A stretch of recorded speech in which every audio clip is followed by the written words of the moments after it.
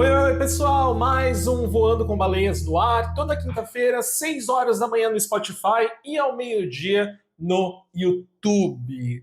Deixa eu me limpar aqui, que eu fui tomar água, praticamente me afoguei-me total. Deixa eu só me limpar, tomar água e tá tudo certo. E aí, como que vocês estão? Tudo certo? Tudo bem com vocês? Espero que sim. Gente, BBB acabou, hein? BBB chegou ao fim e que edição de Big Brother Brasil. Eu tenho uma relação de amor e ódio com Big Brother porque eu fui daquelas pessoas que não assistia, que julgava, que falava desliga a TV e vá ver um livro. Desliga a TV e vá ler um livro, inclusive. Mas de uns tempos pra cá eu passei a acompanhar, não todos os dias, não o tempo todo, tipo assistir direto o pay-per-view no Globoplay, mas acompanhar e saber o que tá rolando. E eu acho que foi difícil nessa edição você não ser atingido, impactado por alguma coisa. Normalmente você já é impactado, mesmo que você não queira. Ainda mais, falando do meu pão aqui, da minha sardinha primeiro, se você trabalha com comunicação e marketing, porque o BBB é a grande vitrine que você tem aí ao longo de 3 meses do tempo de duração do programa e ganha uma sobrevida ali com a participação dos participantes em programas de TV, em pubs, etc. Então tem aí pelo menos uns 6 meses em que você tem a aura do BBB rondando a publicidade, mas de uma forma ou de outra você acaba sendo envolvido. E foi muito difícil não saber o que estava rolando no BBB, principalmente porque absolutamente tudo aconteceu nesse programa. Teve expulsão, teve desistência, teve gente escrota, teve crime, teve morte, né? Que teve o pai da Ana Paula que morreu aqui fora pouquíssimo tempo antes da final.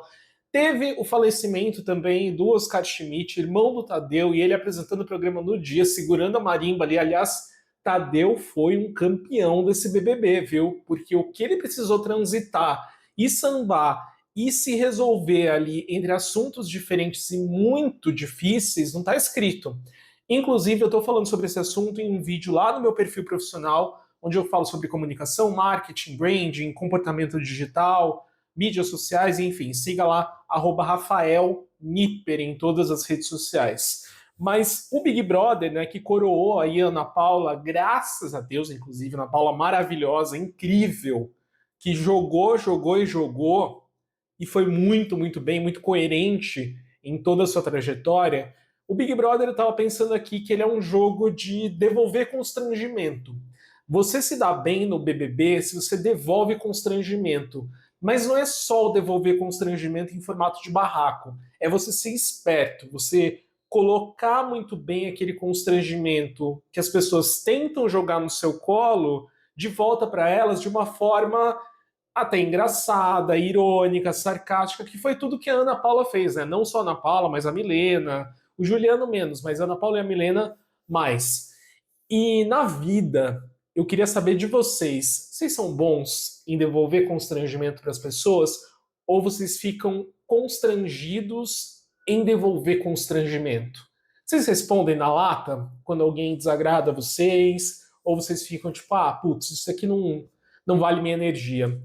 Eu sou um misto dos dois, porque tem momentos em que eu tô de ovo virado, e aí eu quero devolver o constrangimento, quero falar de volta, e tem outros momentos que, na verdade, a maioria do tempo, que eu falo, ah, não vou gastar energia com isso não, essa pessoa não vale os neurônios, a água que eu vou gastar do meu corpo, a saliva que eu vou produzir para dar algum tipo de resposta para essa pessoa. Então, não vale a pena. Então, normalmente, eu estou nesse mood.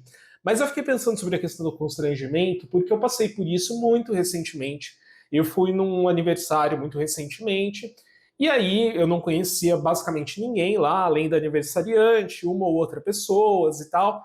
E aí veio me cumprimentar uma pessoa que eu estava vendo ali pela primeira vez na minha vida, eu nunca tinha visto. Minha namorada me apresentou. Essa pessoa virou pra mim e falou assim: Ah, oi, tudo bem? Tudo bem, né? O básico, né? Voltando do começo. Oi, tudo bem? Eu sou o Rafael. Ah, sou fulana, tá, tá, tá. Ah, nossa, mas está na hora de casar, né? Tá enrolando ela. Falou assim pra mim sobre a minha namorada, sobre o meu relacionamento com a minha namorada. Uma pessoa, vou repetir para vocês, uma pessoa que eu nunca vi na vida, que eu estava tendo contato pela primeira vez ali e que sequer eu sabia o nome, tinha uma opinião formada e achava que estava no direito de falar sobre o meu relacionamento, sobre o tempo de relacionamento, sobre o que eu deveria ou não fazer. Ah, Rafael, mas ela falou em tom de brincadeira. Ah, Rafael, mas você está sendo chato. Não tô, gente. Não tô. Porque é o mesmo lugar de pessoas que erram quando, sei lá, vem uma mulher que está um pouco acima do peso e falam para ela que ela está grávida. É esse mesmo lugar que a gente trata tanto como piada, né, que as pessoas acham tão absurdo e tão irreal de acontecer, que acaba acontecendo.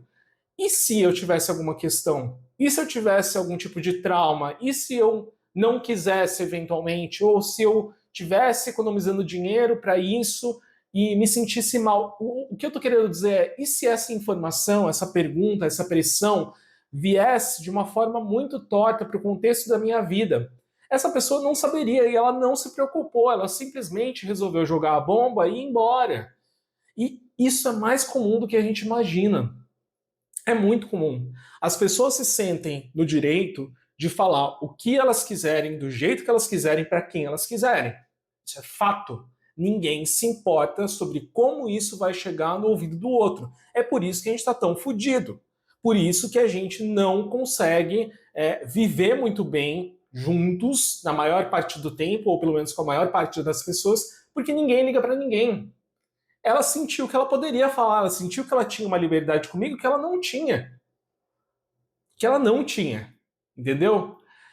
E aí eu fiquei pensando sobre isso, sobre a minha resposta na hora. Eu não tive reação. Eu não fui constranger, porque eu não queria causar ali um problema. Se eu fosse responder, provavelmente minha resposta seria muito atravessada, seria muito mal educada. E não era o momento de ser mal educado, não era o momento de estragar aquele local ali onde eu estava, aquele momento, aquela confraternização. Não era sobre isso. Então, naquele momento, eu resolvi ficar quieto. Mas isso é muito mais comum. As pessoas se sentem muito à vontade de invadir espaços, palpitar sobre a vida do outro, como se elas estivessem no feed do Twitter delas o tempo todo. Como se elas pudessem invadir, entrar e sair da forma como elas quisessem fazer. E não é assim. E o interessante é que quando você começa a dar limites para as pessoas, quando você começa a dizer, você vem até aqui, daqui você não passa, quando você começa a constranger de volta, você escancara para essas pessoas quão ridículas elas estão sendo e quão invasivas elas estão sendo, porque elas sempre acham que elas estão sendo engraçadas, disruptivas, provocativas. Ah, eu vou falar o que ninguém fala, eu vou tocar no assunto que ninguém toca, eu vou ser engraçadona, eu vou ser diferente. E quando você não abaixa a cabeça e você resolve constranger de volta, aí elas se retraem. E aí você é tido como mal educado. Pode prestar atenção. Quando você começa a estabelecer limites para as pessoas, você é tido como mal educado, como o cuzão, como aquele que não sabe brincar, como aquele que acha que tudo tem que ser levado super a sério.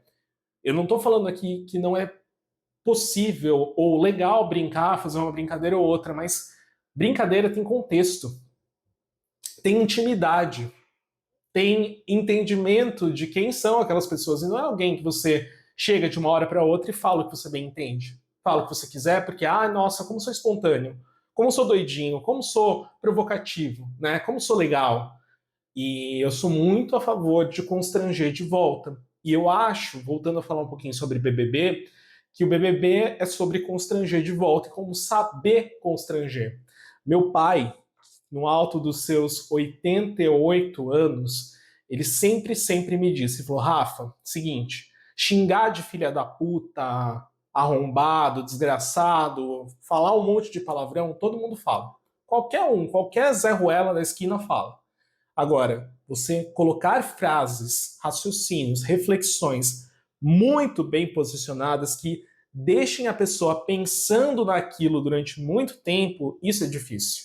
Isso é para poucos. Eu acho que isso é parte do saber constranger.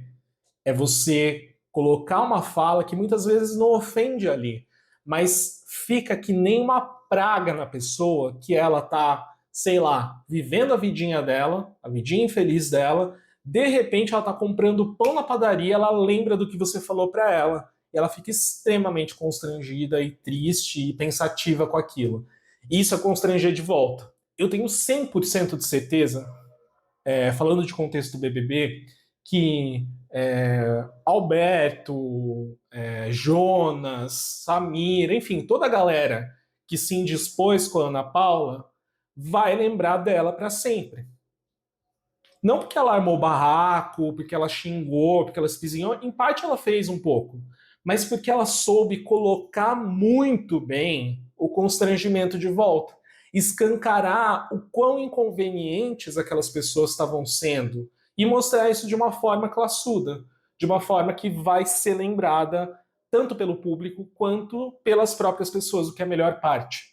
Então, meu grande recado é: constranjam de volta. Quando vocês se sentirem constrangidos, constranjam de volta. Porque ninguém está pensando sobre se vai te constranger, se vai te deixar chateado, se aquele assunto te causa algum tipo de trauma ou desconforto. Então, por que você tem que pensar também? Lógico, gente, não estou falando que é para você ser um filho da puta com todo mundo o tempo todo. Estou falando que é para você ser filho da puta com quem merece que seja filho da puta, sabe? Porque eu, muito embora seja partidário e muito adepto de, não vou gastar tempo com essa pessoa porque ela é menor, olha que ridícula, para quê? Às vezes vale a pena você gastar tempo, porque às vezes é só assim que a pessoa entende. Porque às vezes, quando você fica em silêncio, achando que você está dando uma resposta muito superior ao que a pessoa é ou merece, ela está considerando como se ela tivesse ganhado. E gente medíocre não merece ganhar. Gente que constrange merece ser constrangida de volta. Então constranjam de volta, é isso que eu falo para vocês. E sejam legais na maior parte do tempo com quem é legal e com quem merece que vocês sejam legais. E por fim, quando achar que não vale a pena gastar energia, deixa passar. Não gasta. Mas se constrangeu, constrange de volta em dobro, tá? Porque não vale a pena ficar guardando isso para você, ok? Você grava um episódio de podcast, que nem eu fiz. Achava que eu ia por um caminho e vim por outro. Ufa, desabafei e tô leve. Gente, é isso. Voando com Beleza vai ficando por aqui. Não se esqueçam, então, que a gente tem um encontro marcado toda quinta-feira, 6 horas da manhã, bem cedinho no Spotify e ao meio-dia no YouTube, além, é claro, dos nossos cortes no YouTube, formato Shorts, no TikTok e também no Instagram. Fiquem bem, se cuidem, constranjam pessoas filhas da puta e a gente se vê no próximo episódio. Um abraço para vocês, valeu, falou, até lá. Tchau, tchau.